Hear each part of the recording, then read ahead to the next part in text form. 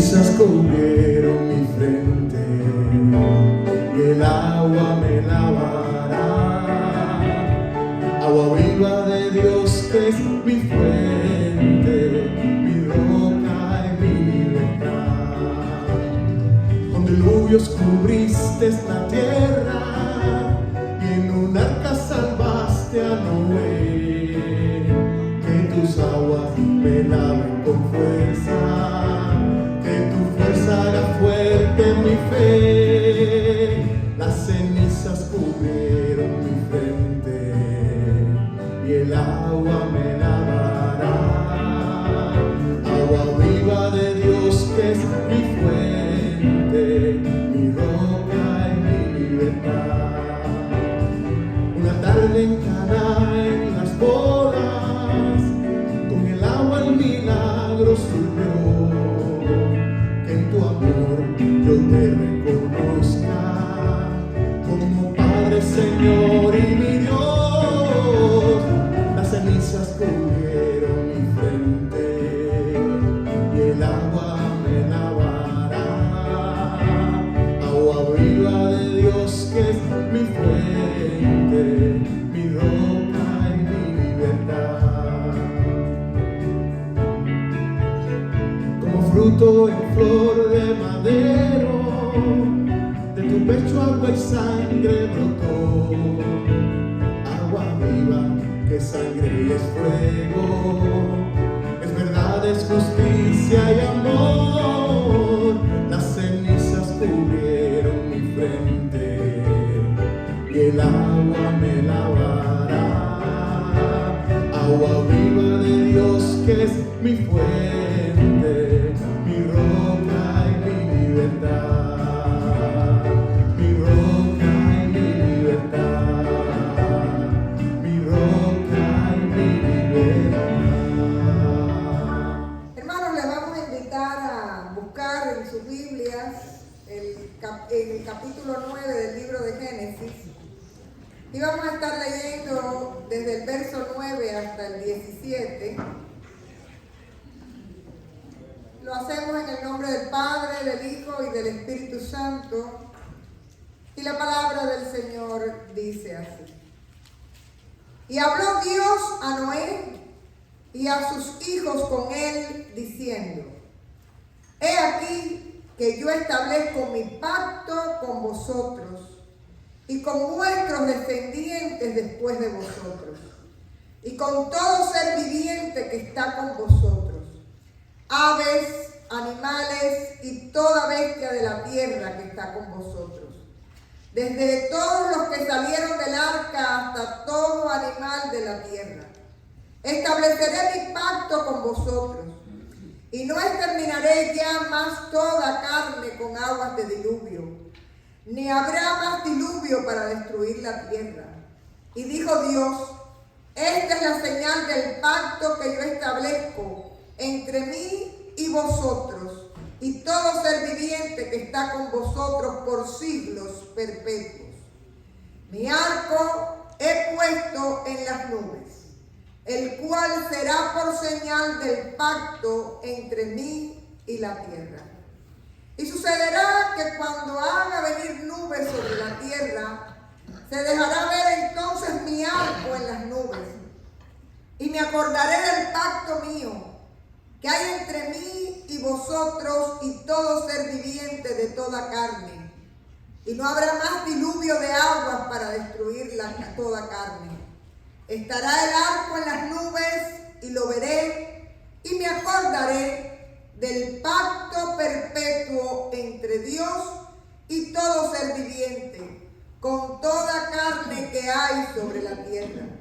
Dijo pues Dios a Noé: Esta es la señal del pacto que he establecido entre mí y toda carne que está sobre la tierra. Esta es palabra de Dios. Vamos a ver. Hoy vamos a estar hablando del pacto que Dios hizo con Noé y cuyo símbolo es el arco iris. Un símbolo que se ha querido distorsionar, pero que en realidad es símbolo del amor de Dios es un símbolo de esperanza, incluso en los momentos más absurdos y las pruebas más difíciles. Es un símbolo del pacto que Dios hizo con la humanidad después del diluvio y que nos recuerda su fidelidad. También en la Biblia, en otros lugares, se usa el arco iris como símbolo. Por ejemplo, en Ezequiel 1:28 se usa para describir la magnificencia de la gloria de Dios. Dice ese versículo: como parece el arco iris que está en las nubes el día que llueve, así era el resplandor alrededor de Dios, de la gloria de Dios. Y en Apocalipsis se presenta como un símbolo de la gracia y de la fidelidad de Dios alrededor del trono de Dios. En Apocalipsis 4:3, cuando dice: y había alrededor del trono un arco iris. Pero hoy realmente a nosotros lo que nos interesa es adentrarnos en este pacto que Dios hizo con la humanidad. Para entender esta historia que todos podemos conocer muy bien, pero que vale recordar, tenemos que remontarnos al capítulo 6, donde ahí en el verso 5 dice: y vio Jehová que la maldad de los hombres era mucha en la tierra, y que todo designio de los pensamientos del corazón de ellos era de continuo solamente el mal. Y esta palabra que viene es muy fuerte, porque dice: y se arrepintió Jehová de haber hecho hombre en la tierra, y le dolió en su corazón. Y dijo Dios: raeré de sobre la faz de la tierra a los hombres que he creado, desde el hombre hasta la bestia, hasta el reptil y las aves del cielo, pues me arrepiento de haberlos hecho. Pero Noé halló gracia ante los ojos de Jehová. Y el verso 11 es específico, diciéndonos cuál era uno de los grandes pecados del tiempo. Dice: y se corrompió la tierra delante de Dios, y estaba la tierra llena de violencia. Aquí me estoy oyendo, dice, como hoy en día. Hermanos, este pasaje primeramente nos presenta un contraste tremendamente fuerte entre el mundo que creó Dios, que dice Génesis 1, todo el tiempo decía: y vio Dios que era bueno. Quiere decir que todo lo que Dios creó fue bueno. Y como unas generaciones después, dice Dios que se arrepiente de su creación por la maldad que hay en medio de las personas. Pero fíjense que ahí aclara que la maldad comenzaba en los pensamientos del corazón. Es decir, venía desde lo más profundo del ser humano. Y esta maldad estaba muy enraizada en la violencia que se vivía en ese momento. Y para que Dios diga que se arrepiente de su creación, tiene que haber tenido un dolor profundo en su corazón. Y dice que los raeré, los arrancaré toda la vida de la faz de la tierra. Pero conforme Dios, que es un Dios justo, vio la maldad de los hombres de aquella generación, también pudo ver la integridad de aquel hombre llamado Noé. Y entonces Noé recibe de parte de Dios cuál es el propósito que Dios tiene y qué es lo que Dios va a realizar. Primeramente, Dios le indica que construya un arca. Si ustedes se detienen en esos capítulos, se van a dar cuenta las medidas, todos los datos, muy específicos, y sobre todo le indica lo que va a hacer. Le dice que Él va a destruir a esa generación, y le indica también la búsqueda, ¿verdad?, de los animales y todo lo demás. Ahí en el verso 17 ustedes ven específicamente de ese capítulo 6 cómo está muy claro cuando Dios le dice a Noé lo que va a hacer con la generación perversa que le rodea. Y Noé, aunque aquello es un absurdo, nadie entendía lo que estaba haciendo, pudo haber sido objeto de burlas y de hecho tiene que haberlo sido. Siguió pregonando lo que Dios le había dicho y sobre todo siguió construyendo el arca que Dios le había recomendado que hiciera. Y es importante porque la fidelidad de Noé estuvo marcada por una obediencia que de alguna forma era absurda, porque nadie podía visualizar en aquel momento lo que iba a suceder. Y si ustedes se ponen a pensar en la definición de Hebreos de la fe, es eso: la certeza de lo que tú esperas, la convicción de lo que tú no ves. Y él estaba construyendo su arca y nadie entendía lo que iba a suceder. Aquí hay una idea que me gustaría resaltar, que Dios compensa la fidelidad de sus hijos y la obediencia de sus hijos, incluso en las situaciones más difíciles. Porque en medio de aquella sociedad de violencia y perversa, ¿cuánto no habrá tenido que sufrir Noé mientras estaba llevando a cabo el cometido que Dios le había dado? Así que este pasaje nos está hablando de un Dios que es justo, un Dios que mira el corazón de manera particular y que de alguna forma todos tenemos oportunidades de alegrar el corazón de Dios con nuestra obediencia y nuestra fidelidad, o de entristecer el corazón de Dios. Y hay actos que hemos visto en el texto que llevan a Dios a veces a arrepentirse de su creación.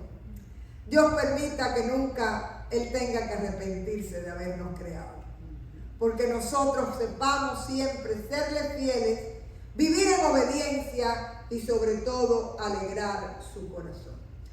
Así que yo pienso que nada más triste en esta historia que los personajes de los cuales no se habla.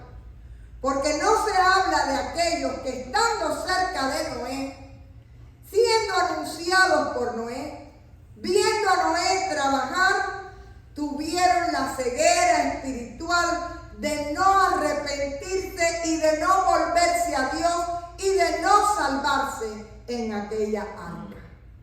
Porque allí estaba aquel hombre profetizando lo que iba a suceder a través de sus acciones, y todo un pueblo que le rodeaba no supo ver la revelación de lo que era el propósito de Dios. Creo que todos conocemos los detalles de esta historia. Y me puedo imaginar cuando comenzaron a caer las primeras gotas fuertes, toda la gente tocándole a Noé para que le abriera la puerta del arca. Porque seguramente que en ese momento muchos quisieron subir. Pero aquel hombre había trabajado por años en obediencia y eso le valió para que el arca fuera el espacio de salvación para él y para su familia. Por eso siempre que se habla de esta historia, se ve una simbología poderosa detrás de ella. Primeramente, el arca se ve como Jesucristo, porque todos los demás perecieron, pero aquellos que estuvieron en el arca fueron salvados. Y en la primera epístola de Pedro, el capítulo 3, verso 20, nos habla de Jesús como el arca de nuestra salvación. Aquel que en medio de las tormentas de la vida, en medio de las generaciones perversas, recibe a los suyos y nos lleva a buen puerto. De alguna forma nosotros somos muy privilegiados por poder a través de Cristo recibir la gracia salvadora y ser reconciliados con Dios. Así que en medio de los diluvios de la vida, nosotros podemos salir victoriosos en el arca que se llama Jesucristo nuestro Salvador. En pruebas de ansiedad, en el sinsentido de la vida, en las señales de muerte de estos tiempos, Jesucristo sigue siendo Salvador para su pueblo. ¿Y cuántos dicen amén? Y es lindo porque, fíjense, que lo que estaba viviendo Noé no era definitivamente algo fácil. Yo nunca me he podido imaginar, y por eso uno de mis proyectos de vida es algún día poder ir al arca de Noé, la maqueta, ¿verdad? Hacer alguna excursión, ir allá. Porque yo digo, ¿cómo habrá vivido Noé todo ese tiempo en el arca? Tuvo que haber sido fácil. Imagínense algo lleno de animales. Ay, sí que peste, me dicen acá Ana, y tiene toda la razón. Ay, sí que peste, el ruido, todas las circunstancias, pero después que llueven 40 días, aquello no terminó. El arca siguió flotando y la tierra no se secaba. Y él mandaba palomas y la paloma regresaba y volvió a mandar la paloma y volvía a regresar. Y si ustedes se percatan, ese tiempo tiene que haber sido un tiempo tremendo de espera. Y no hay nada más terrible que los tiempos de espera. Porque usted se hace una cantidad de ideas en su mente que a veces ni siquiera están cercanas a la realidad, pero es una tortura mental. Y ese tiempo fue de espera, fue de incertidumbre, ya no llovía, pero se alargaba el tiempo en aquella situación porque no había tierra seca. Pero lo que sucede después es extraordinario porque en cuanto se secó la tierra, dice que lo primero que hizo Noé fue levantar un altar, no a la lluvia, no a los truenos, no a las potestades de la naturaleza, sino un altar al Dios Todopoderoso. Y allí rindió holocausto y le dio su adoración. Y dice que Dios percibió ese sacrificio con olor grato delante de su presencia. Entonces, Dios hace un pacto con Noé, como hemos leído hoy, un pacto que implica la fidelidad de parte de Dios. Un pacto donde Dios no exige nada de Noé, pero Él se compromete a ser fiel. Y por tanto es un pacto de esperanza. De esperanza ante los cielos que están llenos de nubes en nuestras vidas. De esperanza ante los torrentes de lluvia y de diluvio. Porque a veces no vemos salida porque llueve sobre mojado. ¿Les ha pasado? Cuando llegan las pruebas en la vida, llueve sobre mojado. Pero en medio de esas circunstancias también Dios se acuerda de ti como se acordó de Noé. Dios ve, Dios alarga su mano a tu favor y se mantiene fiel y cumple sus promesas y mantiene su pacto de amor y de misericordia para nosotros. Y si ustedes miran ese capítulo 9, comienza esta segunda etapa de la creación con palabras de bendición de parte de Dios. Y digo la segunda etapa de la creación porque no quedó nada vivo en la tierra salvo aquellos que estaban en el arca con Noé y sus animales. Pero la segunda palabra de Dios, además de ser de bendición, es de alianza. Dios hace un pacto con los seres humanos y de alguna forma dice que coloca el arco en los cielos para recordar una y otra vez la fidelidad de Dios a través de los siglos. La esperanza cristiana no aparece solo en momentos de necesidad, sino que es algo que siempre está presente y la van a disfrutar aquellos que contemplan a Dios, que le reconocen, que son fieles y que viven asidos de su mano. Hay un texto hermoso en Isaías 57:7 que quisiera compartir con ustedes. Dice: por un breve momento te abandoné, pero te recogeré con grandes misericordias.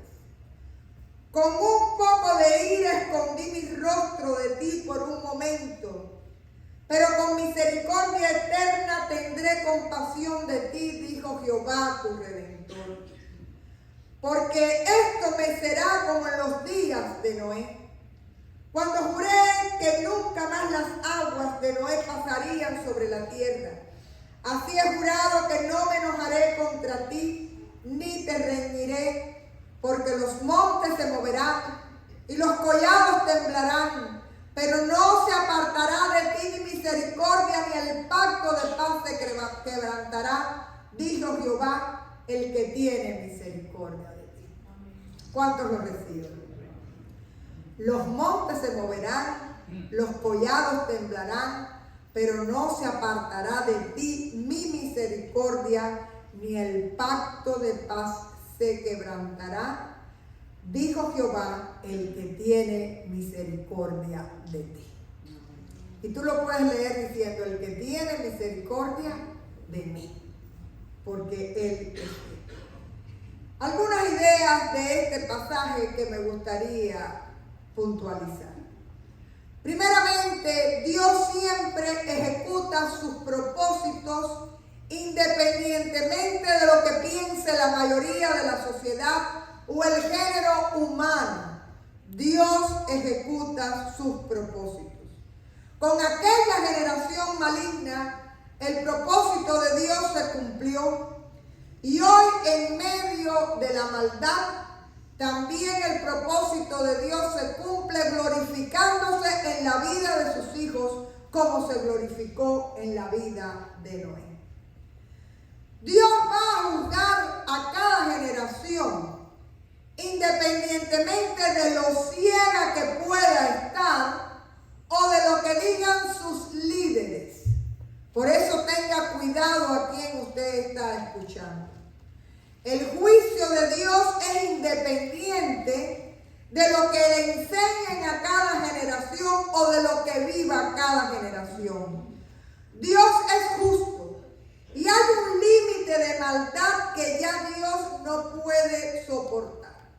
Hay una frase del presidente Jefferson que tiene mucho que ver con este detalle. Era un hombre de Dios.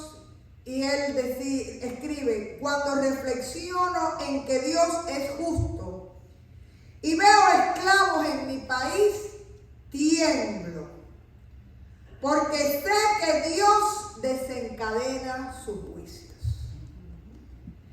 Y una generación más tarde fue la sangrienta guerra de secesión en los Estados Unidos, una de las guerras más terribles que ha tenido esta nación. Yo no sé, hermanos, si también ustedes tiemblan cuando ven la maldad y la violencia que está generando esta humanidad, esta generación. Y a veces uno dice: Señor, ten misericordia, porque los juicios de Dios se pueden desencadenar. Y no porque Dios te quiera condenar, sino porque la paga del pecado es muerte y las consecuencias de las malas acciones son malas. Y no podemos culpar a Dios por eso, sino sencillamente lo que siembra cada generación, eso es lo que va a cosechar. Y fíjense que nunca Dios hace cosas sin primero advertirle a su pueblo. Por ejemplo, cuando fue destruido por Nabucodonosor el templo de Jerusalén, ya Jeremías había estado profetizando que eso iba a suceder. Cuando comenzaron a caer las primeras gotas de agua con Noé y su generación, ya Noé había anunciado lo que iba a suceder. Cuando Jesús dice que en el templo de Jerusalén iba a ser destruido y que no iba a quedar piedra sobre piedra, eso se cumplió literalmente en el 70 después de Cristo. Y toda profecía que viene de parte de Dios es cumplida. Y no es que Dios sea un Dios de juicio, sino que muchas veces las generaciones tienen que entender que sus acciones traen consecuencias. Pero ¿quiénes son en medio de todas estas circunstancias los que salen airosos y los que pueden salvarse? Aquellos valientes para vivir su fe, aquellos fieles que viven en la esperanza del Dios que todo lo puede. Según Hebreos 10:35, no somos de los que retrocedemos para perdición, sino a pesar de las circunstancias, seguimos asidos de la mano del Señor y esperando lo mejor de parte del Señor, porque su mano siempre se alarga en favor de sus hijos. Y Dios salva y Dios libera. Y sobre todo nosotros tenemos la certeza de que en Jesucristo, que es el arca, nosotros tenemos salvación. Hay un símbolo muy importante que es el símbolo del diluvio. Cuando usted va a las aguas del bautizo, usted sabe que allí se muere su naturaleza pecaminosa. Usted sabe que esa agua santificada por el Espíritu Santo hace que a partir de ese momento usted sea una persona con el sello del Espíritu Santo en su vida para crecer en el Señor y para caminar en sus caminos. Quiere decir que usted tiene dos privilegios en esta mañana. El primero es saber que en el bautismo su naturaleza de maldad fue cancelada por la sangre de Cristo en la cruz. Que esa agua cubrió todo lo que es su naturaleza de pecado. Y que usted a partir de ese misterio de la gracia de Dios tiene la oportunidad de en el arca que es Cristo Jesús ser salvo y poder esperar en él. El símbolo del arco iris definitivamente es un arco, ¿verdad? Como el arco que se tiraban las flechas. Es un arco que Dios cuelga como diciendo en el cielo, como diciendo, no voy a tener más violencia, no los voy a destruir nunca más de esta manera. Y nos recuerda que la misericordia de Dios, el amor de Dios, la fidelidad de Dios, la restauración que vienen de Dios no cesan y son por todas las generaciones. A Dios sea la gloria.